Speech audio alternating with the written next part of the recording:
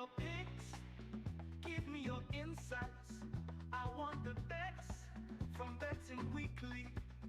Because we win, that is our motto. Sometimes we win, sometimes we don't win. Don't give us the bird, don't give us your stink eye. We try our best, and we're successful. Come watch our show, Bet River sponsors. All right, here we go. Betting Weekly Live, here with you on a Monday.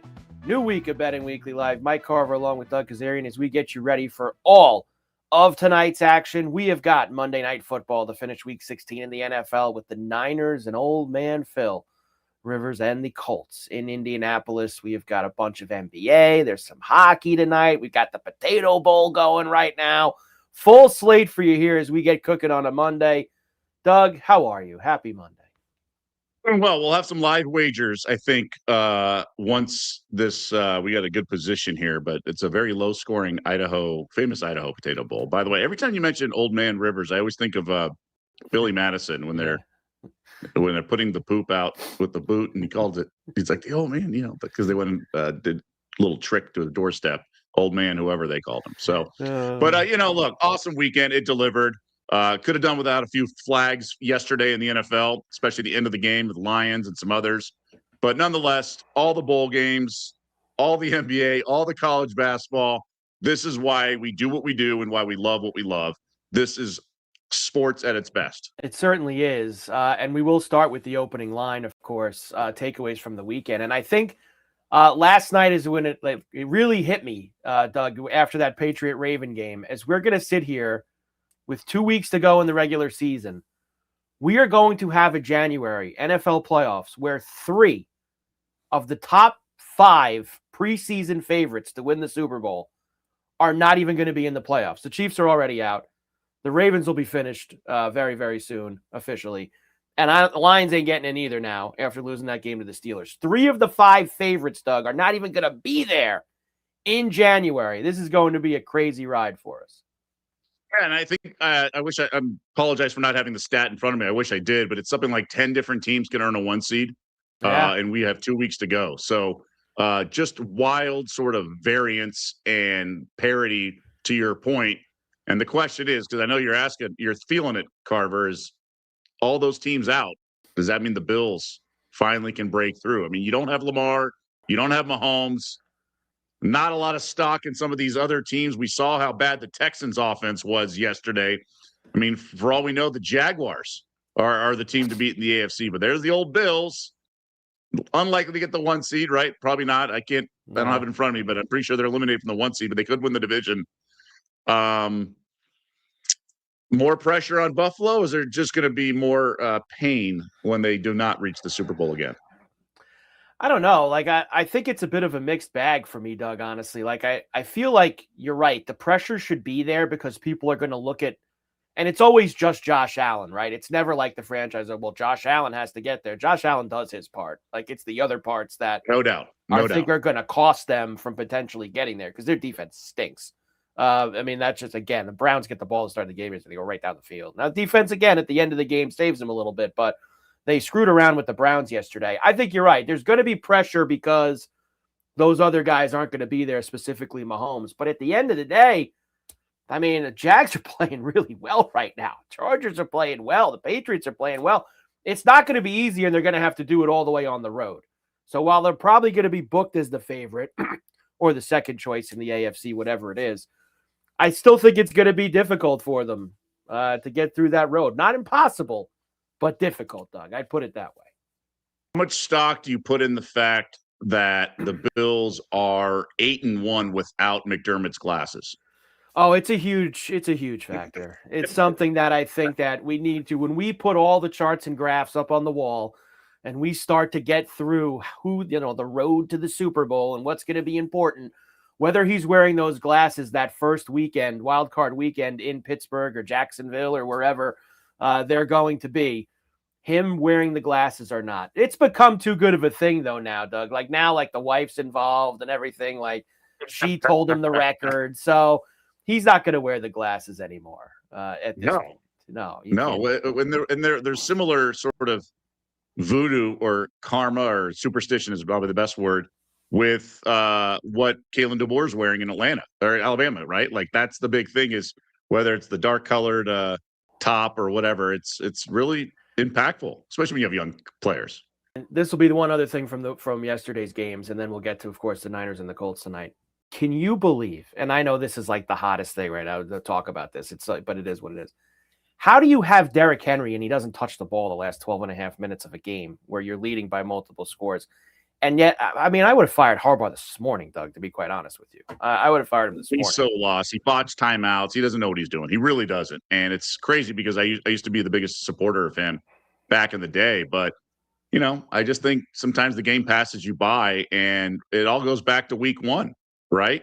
Yeah. When they had the lead, 4th and 3, and they knew Allen was going to march down the field because they had been the whole time. And so he punted to Allen, and Allen delivered the game winner. But you know what? I had a massive bet on the second half of the Patriots. So to be down 11 and for them to rip it off, very, very surprised and very grateful. Yeah, and very impressive, too, when you consider that's a week removed from blowing the 21-point. We talked about this Friday. How would they respond blowing that game to Buffalo at home, being down multiple scores in the fourth quarter, and coming back to win on the road in Baltimore? Very impressive from Drake May. And I will hold a little tease for everybody. Hang around because we're going to talk about this MVP thing in a moment. And I know that Doug's got a lot to say about the MVP. So we will get there in a couple minutes. But first, Doug, let's start things off tonight with the final game of Week 16. And that is, of course, Monday Night Football in Indianapolis, the 49ers and the Colts. Niners now -5. Total of flat 46. Philip Rivers at home. This is now huge. Niners have them. You mentioned all these teams in the mix for 1 seeds. Niners are one of them. If they can win these last 3 games, they would get it in the NFC. What's tricky, and I think this is a good lesson to just people to remind themselves of the math and confirmation bias. For a guy to be like one of the sharpest bettors in the world, he only has to hit about 56%, let's call it 55%, okay? For you to be a losing bettor, 51%, okay? And over time, that's a huge gap. But just the best bettors in the world aren't going 59%. So the confirmation bias is the sharpest people in the world are not right all the time. Okay. I know plenty of pro bettors who have losing seasons, even like a long sport like baseball, right? Huge regular season. So when you have an opinion and you're firm on it, and you know sharp money's on the other side, you don't have to blindly tail. It's just good thing to kind of put in your brain, sort of a Venn diagram approach. That's how I look at it. And that's what I'm going with here because the Colts got sharp money. That moved this number from 6.5, 6 down to 5. I know guys I really respect on the dog, okay? I know a couple of people in the favorite that I respect as well. I like the favorite here. I don't love it. It's a very small play, but it's enough for me not to bet the Colts blindly because I watched the entire Colts game last week, and I know why they hung around with the Seahawks. It wasn't because they're competent. It's because the Seahawks were looking ahead to the Rams game, and Darnold was just kind of in a rut, and literally they needed 6 field goals. If he had just completed like 1 third down around the red zone or inside the red zone, they would have covered probably 14. So let's pump the brakes on the Colts all of a sudden being fine with that with Philip Rivers. I think the Niners are thin at times, and I think the Colts probably can do more on offense against this Niners defense at home than they could against the Seahawks on the road. With that being said, I think the Niners can carve up this defense. So I think we're going to see some points here. I don't think it's going to be solely check down Charlie for Rivers because I don't think the Niners defense is going to duplicate and emulate what the Seahawks did last week. But I think the Niners will score a lot more than 6 field goals. So I'm going to roll with Chargers, small play, very small, half a unit kind of thing, minus the 5. Yeah, I felt good about it, Doug, for the last few days, just leading up to all these games this weekend. Like I had Niners circled on the card. Like this is no doubt. I don't think that the Colts are going to be able to. And I gave Steichen a lot of credit. They had a great game plan in Seattle. They played good D. They ran the football. They kept it short with Rivers. I think that was a really smart thing by him, and it worked. I don't know if they're going to be able to do that again tonight. Now, of course, I'm going to take pause today because you start to see, 5.5, 5 now. You know, you start to see this number come down a little bit. That always wants to make you think, as you just said, what's going on here. but I got to stick with it. It's Niners. I'm not moving away from it. I feel like this is a game they win by a touchdown or more. So I'm going to stick there with San Francisco this evening to get the job done in Indy. And you mentioned points you think maybe. So 46, you think maybe a little bit more offense from the Colts, basically just because of what San Francisco might do differently defensively? Well, I mean, just what the Seahawks do. I mean, Right. They pin theirs back. They bring it. Great second. I mean, they're just like elite defense. And it was in Seattle. I'm sure there were some nerves for Rivers. Like, didn't he cry in postgame? So there's got to be a little bit of rust and nerves. And, I don't think the team knew what they were getting. Like, even second quarter rolling around, it's like, hey, are we really doing this? Like, you're in the middle of a bank robbery and it's working, right? Like, you have all these contingency plans for it not to work. But then you're actually like, oh my God, this is actually working. We could even win this game as you get into the second half. So I think there's just going to be more relaxation. I think the Colts are obviously going to be better at home. Niners offense, though, will be potent. So I think we see a little points. I think, Niners team total over could be probably a little bit better. A guy, Kayeda, probably agree. Not sure I trust Rivers. Yeah, so maybe it's a San Francisco team total kind of thing. Yeah, it could be that as well, as you just said. As far as props go for tonight, of course, I like the touchdowns, and we did get a couple yesterday. Evans and Ladd, nice job by those guys. And Judkins was going in before that, unfortunately, injury for him. So we did good with the touchdowns on Sunday. Kittle's been the guy every week. I don't see why I go away from him again tonight. And he's plus 125 to score. So I'm going to stay right there. We know we can't play McCaffrey, Doug, because he's usually like minus 350 or minus 400. Right in that area. So Kittle's really the guy for me that on the Niners right now, if there's still going to be a plus in front of his number, I'm going to get there with him. Okay. So you're expecting some points too. Yes. Yeah. I think the Niners are going to score. I think the Niner offense is humming right now to where they're going to score points. Now, will the Colts keep up with them?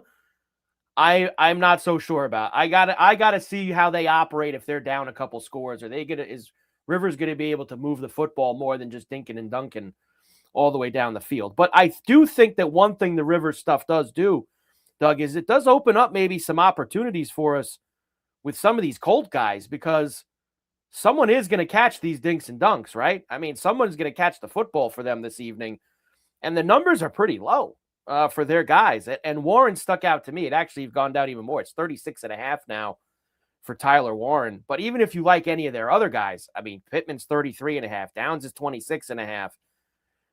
There's some pretty low numbers for these Colt receivers if you wanted to try take a stab with them.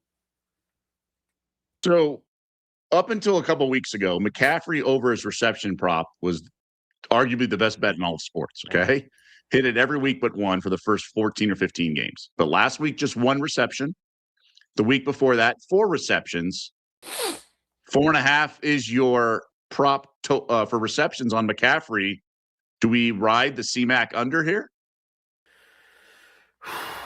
39.5 for him right now. You receptions or the yards you want to do? You want to do under the receptions? Receptions. Yeah. I could see it because look, if it fits into what we're maybe thinking and that the Niners are going to get up in this game, are they going to be throwing it too much to him? Like he gets a lot of those catches when they're up. I mean, when they're down or when it's a back and forth game. If we're thinking they're going to be up, there was talk of him leading the league in receptions. Now that's not the case. He's about 20 behind Puka Nacua. But I just wonder if this is sort of a defensive adjusted, and that's why he's gone 4 and 1 respectively. And maybe the market's just a little stubborn for this play, right? Like maybe next week it'll be 2.5, right? Right. Yeah, I don't mind it. If we wanted to go under in that area, not a problem there for me.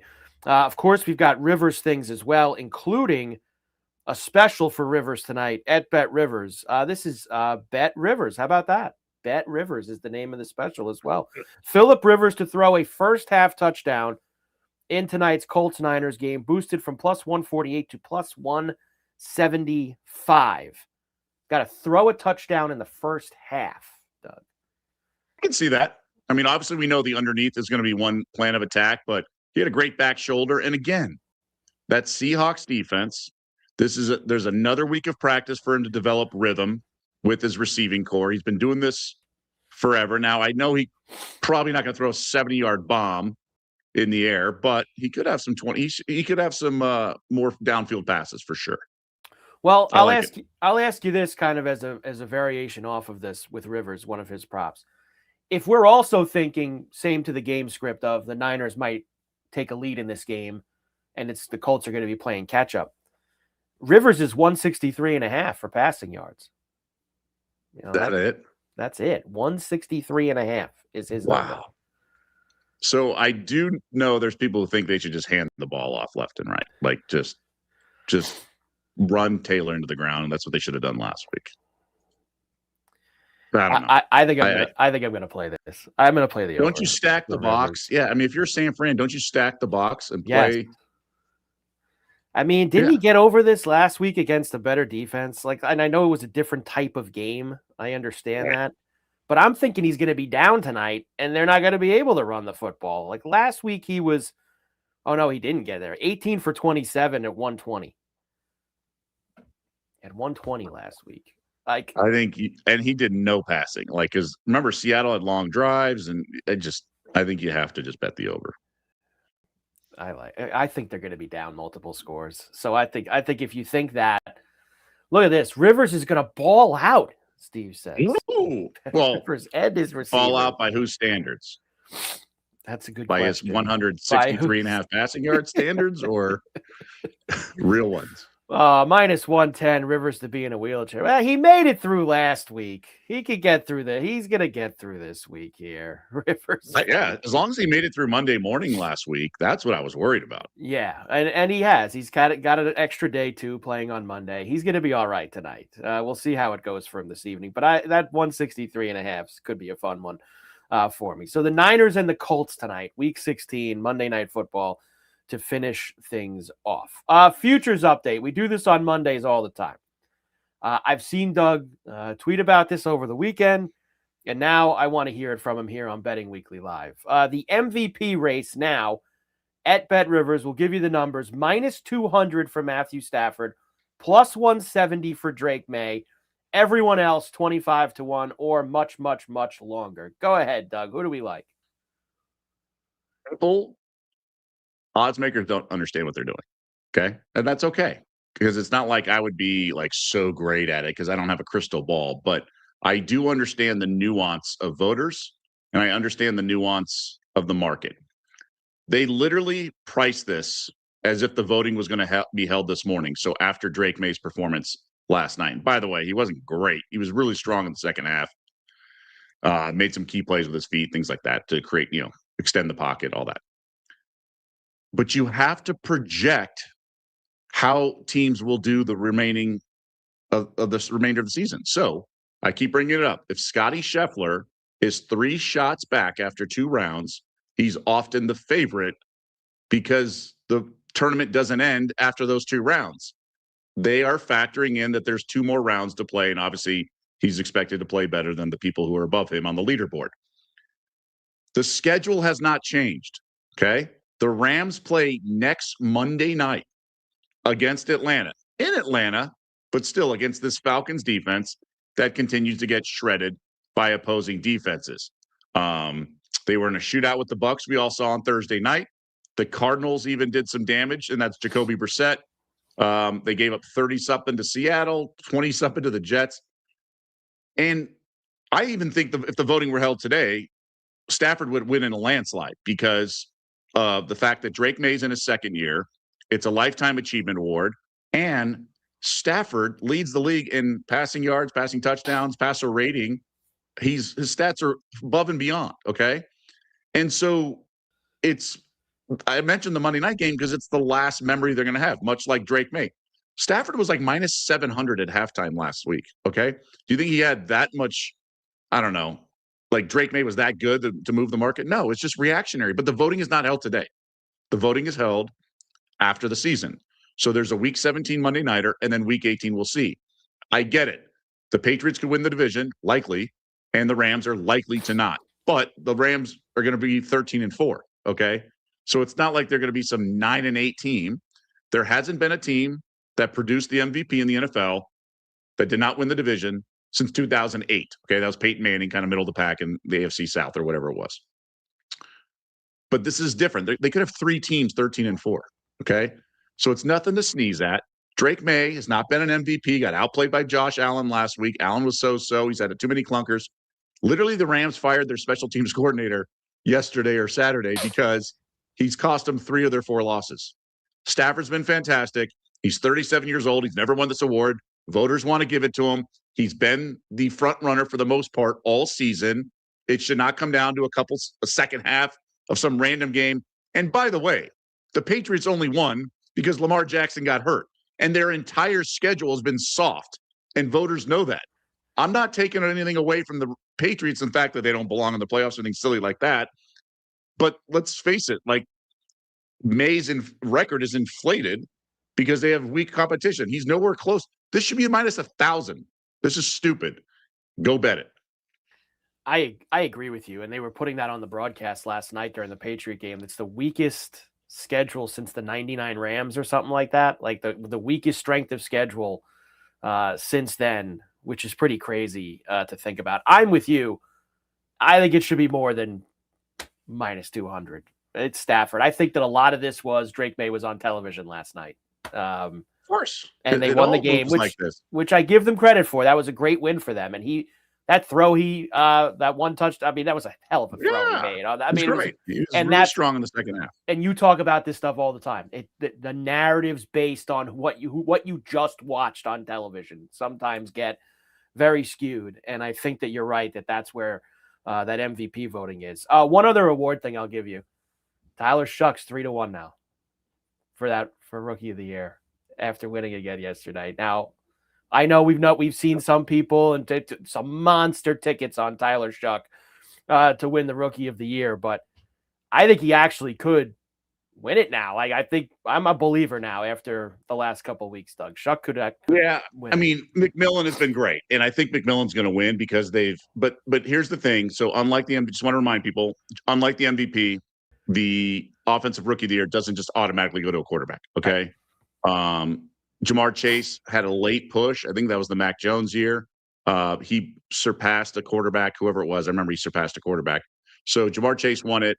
I don't think, he's in New Orleans and it's still the Saints and he hasn't been great and he took over midseason. McMillan's been fantastic. He's had game-winning catches.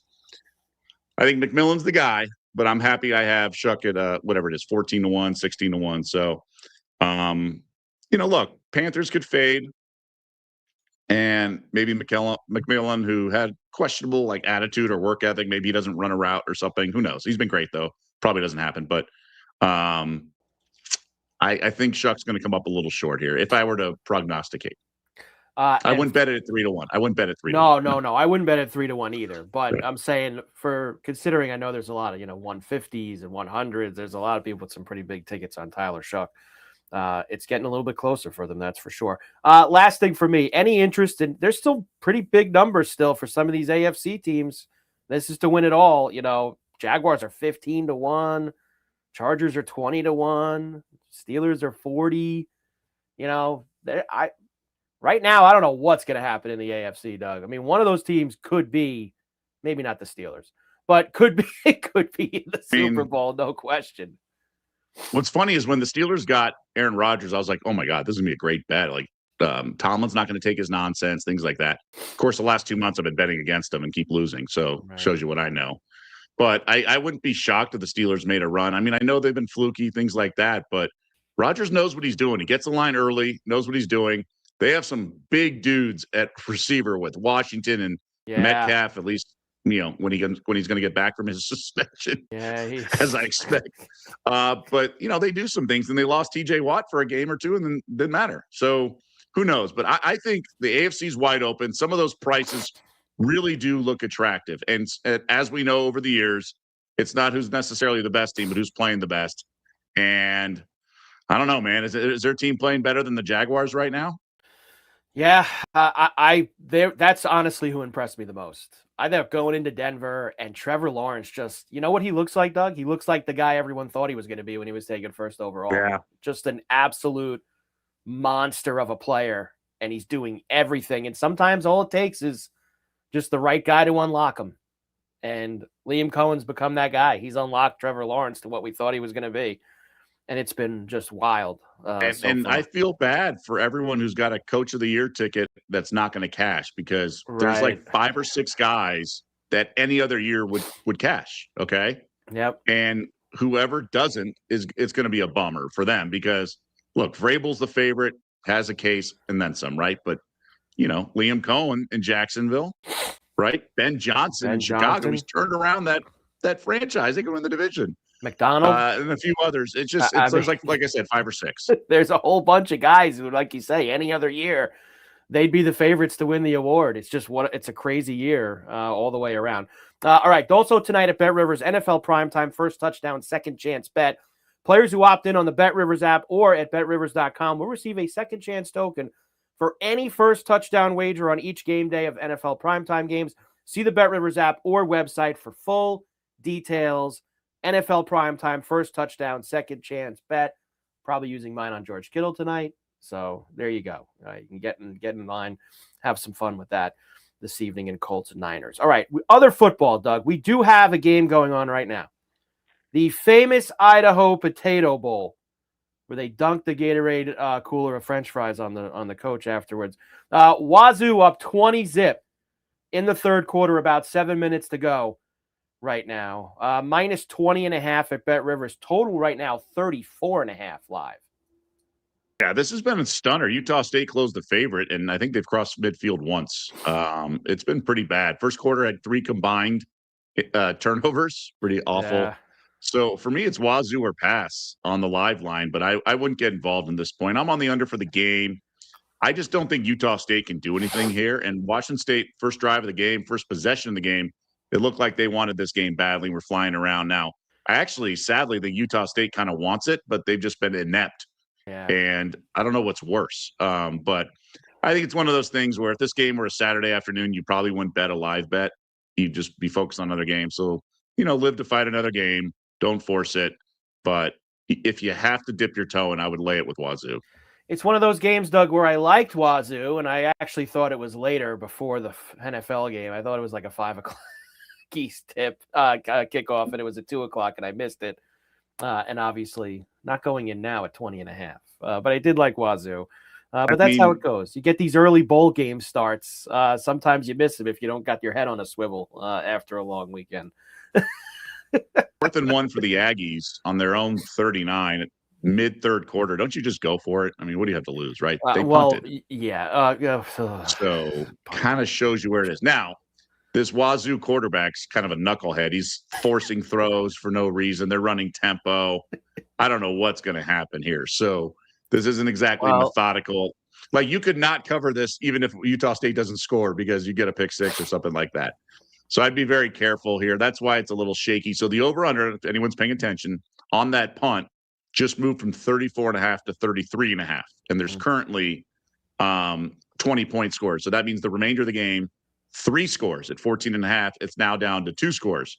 So at 13.5 for the remainder of the game. So that was significant, I felt. Although there could be a 2-point conversion. You never know with these teams that make no sense. Like James Madison at the end of that Oregon game. But I would just be careful here. It's going to get pretty wonky. But at 33.5, I would have probably recommended under 34.5 because they punted and everything. But I would lay it before I took it. There you go. Now, tomorrow we also have another afternoon game. There's 3 bowl games tomorrow. The other 2 we'll do tomorrow, Doug, since they're going to be on later. But Toledo and Louisville will be in Boca Raton tomorrow, of course, down in Florida. -7 for Louisville, 44 flat is the total for that game tomorrow afternoon. Yeah, we got full-blown Maction and Fun Belt tomorrow, 1 in each game. So, I don't know. Toledo's going to come, but they could just be outmatched. Louisville's got speed. When I watched Louisville beat Miami, that was the one thing that jumped out was the speed. So I'd actually have to lay the 7. I mean, yes, their ATS record's 4-8, but that's against much better competition. The MAC has, their fun moments, but still the MAC. I mean, you're not in the glass bowl anymore, Toledo. You got to come down to Boca Raton, and I think they could get torched on defense. As strong as their defense is sort of their calling card, I think I'd have to lay it, even though all these bowl games have been going under. Aside from the playoff, a Yeah. lot of these bowl games are going under, and so I kind of have to keep this trend, especially if this current famous Idaho game goes under as well. It's been a lot of unders so far in the bowl season, that's for sure, including a couple in those college football playoff games over the weekend.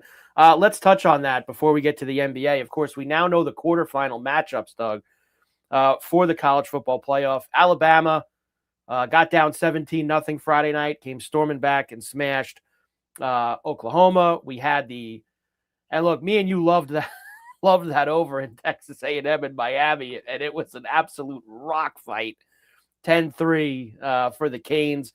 And then you had Tulane, get smashed. And really, I don't know.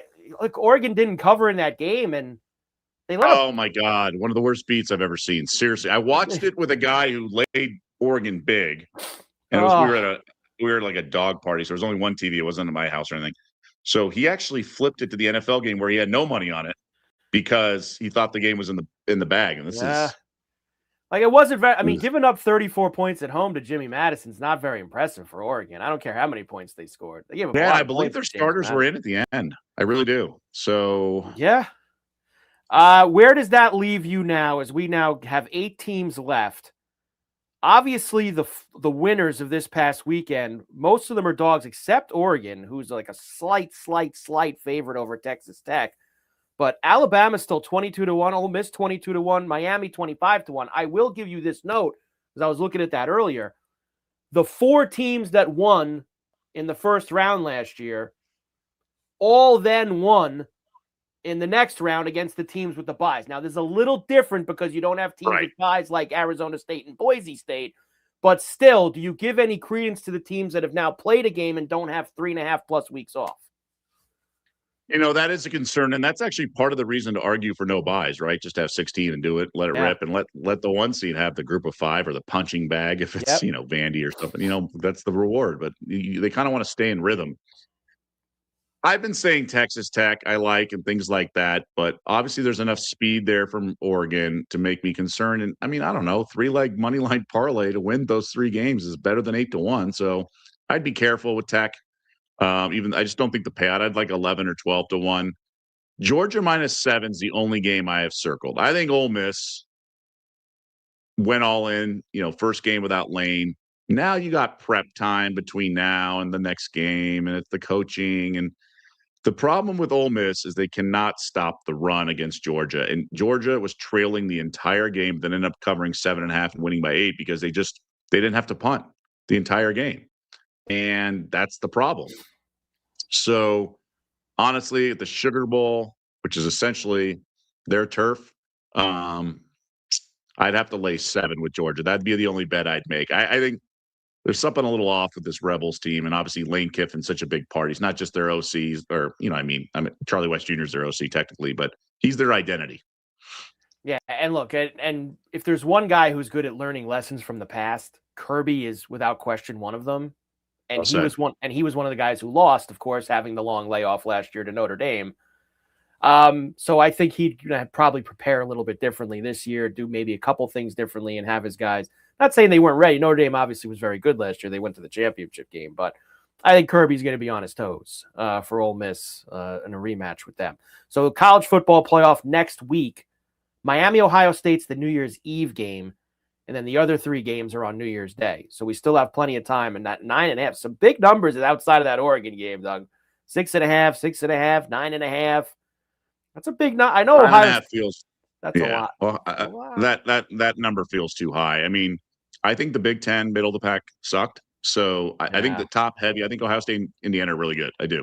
Yep. But that feels like a big number. Miami did look inept at times, but there was wind and I don't know, A&M's defensive front. I wouldn't be shocked if Miami hangs inside the number for a total of 42. Miami's got plenty of speed to keep it inside of 9.5. They certainly do. So we'll discuss that a lot over the next week and a half, just over a week till we get to those games. All right, NBA for tonight. We have 7 games in the association. We'll start with the Peacock doubleheader. Hornets are in Cleveland I guess, do we call them my Hornets now? Like, you have the Jazz. Like, do I get to keep the They're Hornets? your Hornets, as yes. my We've team established now? that. My Hornets, your Jazz. Hornets are in Cleveland. Cavs -9.5, 239.5 the total. A little tricky. We're waiting official word on some of the Cavs. I mean, it's worth mentioning, by the way, the Wazoo quarterback threw a pick for no reason. Hit the defender in stride. Nuts, The defender was running the route. He's crazy. And now Utah State's. That's after they got to midfield, so that things were working. All the best. Stay away. That's what I said. Not exactly the best game managers here. So Cavs have 8 covers this year. Okay. That is by far the worst team against the spread. They're 8-20. The next closest, I think, is a 12. Okay. A bunch of teams with double. They have 8 covers. So no Mobley, we know. Still waiting official word on Donovan Mitchell. No Sam Merrill is a key 3-point shooter off the bench. So for me, it's Hornets or pass. I honestly, Carver, I may not bet on the Cavs the entire season. They've just been bad ATS. So, they could lose this game, right? Yep. I wouldn't be shocked. It's the NBA. So, am I going to lay 9.5? No, thank you. Meanwhile, Charlotte's been solid, right? Now, Kalkbrenner's out, but with Brandon Miller back, they got their big, 4, because Bridges, Kneppel, and Mello. So, there's a lot to like. Sexton's out. But 9.5 is too many. I would lean to your Hornets in this one. Well, one thing, and I always want to lean to my Hornets. I even have the purple on for them today. But didn't they just beat the Cavs recently too? They just beat the Cavs maybe a week and a half or 2 weeks ago. So I know sometimes I always get confused because sometimes we bring games. Sometimes we bring up those revenge spots, especially bad team against good team. Cavs might be a little bit, and yes, December 14th. It was an overtime game. Hornets beat the Cavs 119-111 in Cleveland. So they're back in Cleveland tonight for it. So that's an astute observation. I'd probably lay off. But this Cavs team is – by the way, they got the Pelicans tomorrow. Already love New Orleans tomorrow. Ooh. And then they got the Knicks on Christmas Day. So, be my guest. I'm guessing. It's 9.5 points. That's the other thing. They can get revenge and not cover 9.5. Right.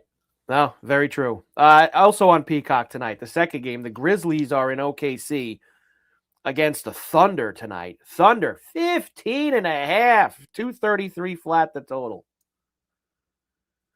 All right, this is interesting because, it's not every day you get OKC in this kind of a spot, right? They've lost 2 of 3, including their last game. They lost at Minnesota. That was on Friday. So a couple days to stew over it. They let me down Friday night. Oh. But Grizzlies are better as a favorite. I've said it before, but that's a lot of points for a team that will keep coming at you. And Oak City guess who they have tomorrow? Who's the one team, if they were going to face a revenge, who would they want? Well, they don't lose many games, so I would have to say the team they've lost to most recently that was important would be the Spurs in Vegas. I would have to think that would be the team. So if you told me T-Wolves or Spurs, I'd be like, okay, because they just lost to Minnesota. So it is the Spurs in San Antonio. Okay. I think Grizzlies have depth, and I think 15.5 is a little too much, but I got better things to do with my money than bet against OKC, especially in a bounce-back situation. So I'm a little scared because they can just flip the switch defensively. However, I do like a prop. My guy, Cam Spencer, is an absolute machine. He's gone over his points prop in 11 straight games, okay? Wow. 11 straight. Now, he hasn't gone over this number in 11 straight. Some of it along the way was 9.5 and 10.5 and 11.5. But he was also off the bench in those games because he was backing up some other guys and John Morant. So we have to kind of get official word whether Morant's out because Spencer's been starting lately, and I believe he's supposed to start. I believe Morant's out tonight. But that's the key. And he's one of those guys, look, we all know him from UConn. He's good. But when you're kind of fighting for a spot in the NBA and things like that, you're not just coming up and gunning, right? You're obviously playing team basketball and things like that. So I think now he's got more reps, and that's why his points have been going up because he's becoming more comfortable in the offense and thus more assertive with his shooting and place in the lineup. So I think we're just going to get a little bit more aggressive version of Cam Spencer. Yeah, and that does, you've been talking about this a lot. This number has been, now getting to 15.5, right? I mean, I remember when this was 11.5, 12, this has been going up, the Cam Spencer number. as we've been going through the weeks here with him. So 15.5 tonight for him in this one. Yeah. But I think they're going to hang around. I don't think they get rolled here. So Okay. that's why I think the minutes will be just fine. Elsewhere tonight, the Pacers are in Boston against the Celtics. Another big number here, 11.5. Oh, look at that. Thunder to what was that? Thunder to win 74 plus? Put that back up. 6-1 now, huh? I know their schedule is going to get a little trickier with harder games because it was easier, but I think they're going to win 75. I really do. I just think that second unit, they're going to, like the game at Minnesota, that was tough and, whatever. But what do they have? 3 losses? Like, that's fine. You're getting a bump. I mean, that was what? Before they lost to the Spurs, and they still had 1 loss. They got to like $2. Yeah, I think it was about +2. So that's not bad. They've only got 3 losses, as you say. Pacers getting 11.5 in Boston, 225.5 the total. For different reasons, I don't think I'm going to bet the Pacers again this year. They're terrible. They just stink. Like they'll go on nice little spurts, but then they just don't have the horses to hang. Siakam's nice, like okay, one-time All-Star or whatever he is. He's just terribly inconsistent. Same with Matherin. I love McConnell. Same with him, but they just have limitations. Like Huff's a nice player, but is he a starting center where you should kind of funnel your offense to his three-point shot? No. There's just too much firepower on Boston. It's 11.5. I know. And Carlisle's a good coach. I actually think the Pacers are tanking. I actually think they're done, like trying this year. So a little home and home Monday and Friday. Celtics do not play on Christmas Day. So I think the Celtics take care of business. They had a big win Saturday. I thought they'd lose in Toronto. But, I mean, this Celtics should name their score offensively. The Pacers just lost by 25 to New Orleans. Yeah. And New Orleans is not good. Well, right. Speaking of New Orleans, they have won 4 in a row as they get ready to play the Mavs tonight. And they're favorite. Pelicans. They're favorite. My Pelicans. This is one of your teams. -1.5. Now, I did like them last week in that Rocket game, which they ended up winning outright. But they're favorites here tonight, Doug. 1.5 against the Mavs. 240.5 total. I'd take them. Like, why not? Okay, they're 13-4 ATS since changing coaches. Okay. Yeah. Like and that to be fair, it's not all on Willie Green. That has overlapped with guys getting back from injury, things like that. Right. Cooper Flagg is officially listed as questionable. He's got a back issue. He did participate in shoot around. He's expected to go. If he were out, I'd lay like 6. Okay. I think the Mavs kind of stink. But he's really, really good. So I'm like nervous around him. But the Pelicans are legit, dude. Like they're really good. Yeah. Sorry, let me pump the brakes. They're good. Okay. Zion, the fact he earned a lot of respect for like him willing to come off the bench and do things like that was impressive. Now, I think he's going to start now because they got some other guys moving in and out of lineup. But I think they're rolling along. You don't want to step in front of this team. So I like the Pelicans -1. Pelicans -1 tonight. All right, elsewhere, your Jazz are in Denver against the Nuggets. That's a big number, 13 for Denver. And look at this. Now this stops me in my tracks, Doug. 250.5 for the total. We got a 250 in the house. You see the Hawks game last week, or 302 points in regulation, 152 to 150. Incredible. Quite the game. I would be careful with the Jazz. So I've said this before. Good to remind everyone. Their offensive efficiency at home ranks 9th. I believe on the road it's 29th. I've never seen that kind of disparity. That's absurd. A lot of it's the altitude of the opponent and here, blah, blah, blah. Nuggets are used to playing in altitude. So it's in Denver. So that Utah should be adjusted here, but they've been that bad at on the road. Like that's my concern here. So I would be, I don't know. I only play the Jazz at home. Okay. They're such a better home team. Denver's off the beat down on Saturday by the Rockets, who were in the revenge angle from that referee game or whatever that went to OT. I think it's Denver or pass here. I'd probably lay it. I would. 2 late night games. The Pistons are in Portland against the Blazers. They are 6-point road favorites. This is a 235.5 also. Yeah, this is tricky because Portland, it's not quite like Utah and Denver, but they'll get you on a road trip, right? Yeah. Like it's just a tough travel spot into the Pacific Northwest. And is Detroit mature enough, right? Have they experienced enough? Now, they don't have a Christmas Day game, so nothing to sort of look ahead to, like their big coming out party or whatever.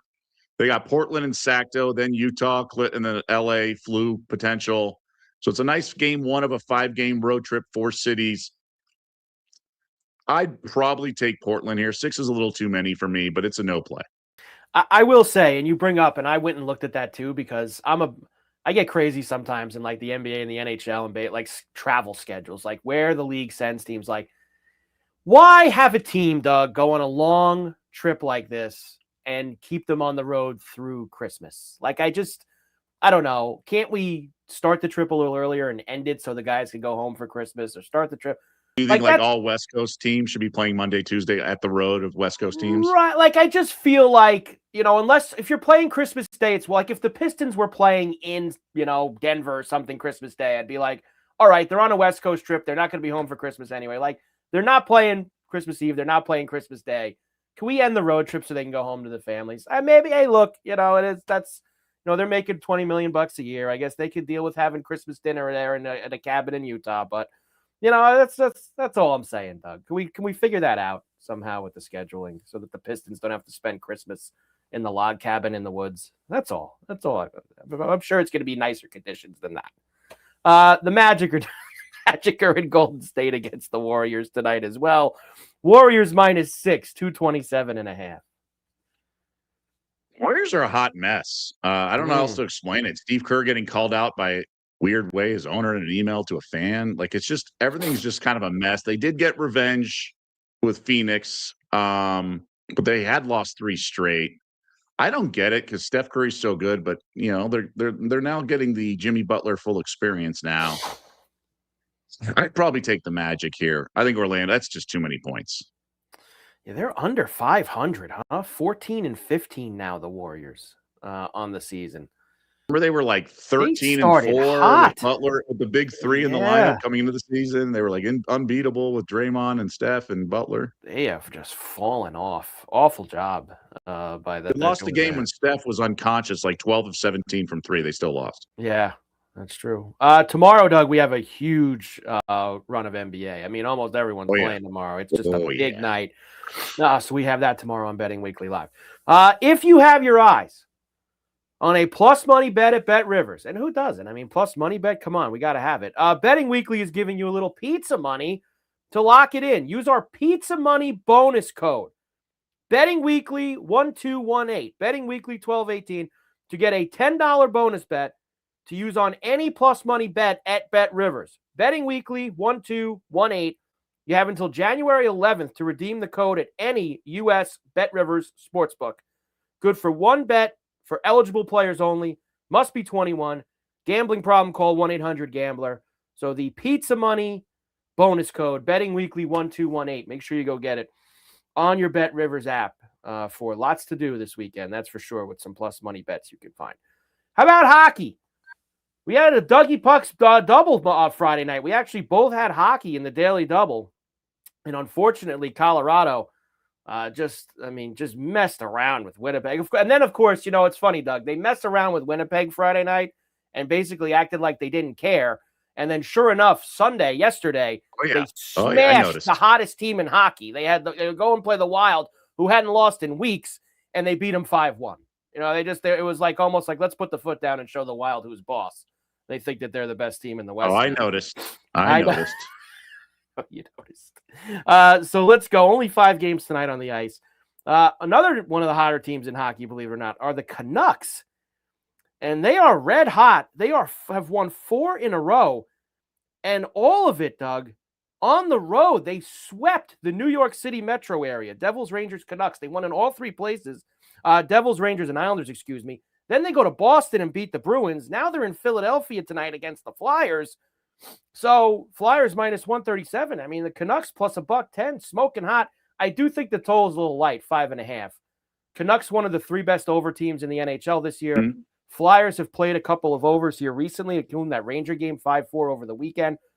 I think it's an over 5.5 for Canucks Flyers. That's the one place I would go. I like your rationale, and the over caught my eye just because I know we've talked about the Canucks for so much this season. So 5.5 does feel On the light side, all things considered. Yes, and I don't want because I'm not no side for me there. Vancouver's not a very good team. I get they've won 4 in a row, and I definitely don't want to pay with the Flyers at minus $1.37 on either way. Elsewhere tonight, St. Louis is in Tampa against the Lightning. Lightning are massive, massive favorites in that game. The Kraken are in Anaheim against the Ducks. Now, this is night 1 tomorrow night, Doug. Kraken, you've been waiting. Oh, I'm well aware. I checked out my calendar, Sound the my alarm. iPhone alerts. They play the Kings tomorrow night, so we have that to look forward to. I actually like the Ducks here a lot. The Kraken have been scrambling. They have been playing awful hockey. Ducks at home. I'm going to lay the puck line. Plus $1.40, minus a goal and a half for the Ducks tonight at home against Seattle. So I'm going to go after Seattle a night early. We'll go after them tomorrow night too, but I'm going to go after them tonight because they can't get out of their own way right now. And Columbus is in LA against the Kings. Kings, of course, minus 167. Columbus, flat 6. Maybe a late night over in LA. Maybe. To look a little bit more into that. Maybe a late night. Haven't the Kings been dreadful, although they did get the win in Tampa? The Kings have been dreadful, and they're coming home. I think this is their first game home off of that trip. Sure. But it's a long. I mean, they haven't played since Thursday, so yeah, they got some extra. Yeah, it's right. Not like it's 1 day off and then home the next day. They've had some time to relax a little bit, and Columbus has been out in the California trip on this one. So, I'm not laying 167 with the way the Kings are playing. I just like that over in Vancouver, and I like the puck line with Anaheim. I think that those are the 2 places for me tonight with the hockey. There is actually tomorrow a huge day because hockey shuts down Wednesday, Thursday, Friday. They don't have any games at all. So pretty much everyone's playing tomorrow. In fact, when we get on the air, Doug, we'll have live hockey, not only bowl games tomorrow. 4 East, they got a triple header on TNT, and the first game's at 4 East. The poor Maple Leaf fan has to slug in over there to watch the Penguins and the Leafs, and the Leafs are a heavy. Like New Year's Eve. I mean, I know the Knights play at noon or something. It's like great holiday season. They always play very early. Penguins Leafs is that could be an over tomorrow. Flat with a flat 6. I thought that'd be 6.5. Flat 6. It's probably that. It might be 6.5 by the time we get on tomorrow. But I kind of like the over in that game if we had to go anywhere with it. Of course, if you like what you see, as you should, make sure you subscribe to the Betting Weekly Studios channel on YouTube. You can catch us on Betting Weekly Live and, of course, all of our other shows, including Betting Weekly Dojo, Nigel Seeley and Neil Channing, as they discuss how weather and crowds affect betting on both the NFL and darts. Weather and crowds for the NFL and darts. Betting Weekly Dojo with Nigel and Neil on the Betting Weekly Studios channel on YouTube. Go and check it out. All right, college basketball. You kind of got a bit of a light week here, Doug. They're giving these kids off, I guess, a little bit for all their hard work. But there are a few games. There are a few teams playing, including Missouri and Illinois, who are playing tonight. That game is actually at the Enterprise Center in St. Louis for tonight. Right now, and look at this, lots of chat. Look at this, the chat box lighting up towards the end of Betting Weekly Live here. Carver on fire, good grid touchdowns. Thank you very much, Steve. I do appreciate that. Missouri and Illinois tonight, Doug, in St. Louis for us. Right now, I believe Illinois is still the favorite. 9.5 and a 154.5. Look, this is a rivalry. It doesn't get talked about at all. Yeah. But it's a big rivalry. Border war in St. Louis. I would take the points, but this Illinois team can kind of open up a can if it needs to. And I just don't trust Mizzou that much. I'd pass, but I think it's going to be an enjoyable watch. Is there anything else for you tonight? I know that we have a few ranked teams playing. Kansas is playing Davidson. Arizona actually is laying an enormous number against Bethune. North Carolina and East Carolina. How about North? I know you got something here. North Carolina game, right? Yeah, I mean, UNC off the massive win over Ohio State, right? And I always like to kind of play the spot. And I think you have to play ECU in the first half. I couldn't tell you anything about them, but just let the market set the number and we play the spot. If I could play first 10 minutes, that's what I would play. I would prefer that. But, I talked about it over the weekend with Maryland facing Virginia. I think this is a similar situation. ECU with it inside the number in the first half. I think that's the play. Someone was telling me earlier, and I did go and look it up. This American team that's playing Virginia tonight, that they have 9 of their last 10 games to the over. American. Is that right? Yeah, and it's 154.5 against Virginia. So that one caught my eye, and the other this isn't your father's Virginia or your older brother's Virginia. This team can put up points. This team can put up points. So I was alerted to that today. I like that overplay a lot. The more I think about it, I think the other one was Denver. Who's Denver playing tonight? Or is Denver playing now? Denver's playing now against Tulsa. So that game, Denver apparently was 10-0-1 their last 11 to the over. Denver. Okay. And that game looks like they're going to cover. They're going to cover, but they're going to get there. They got a little bit of work to do.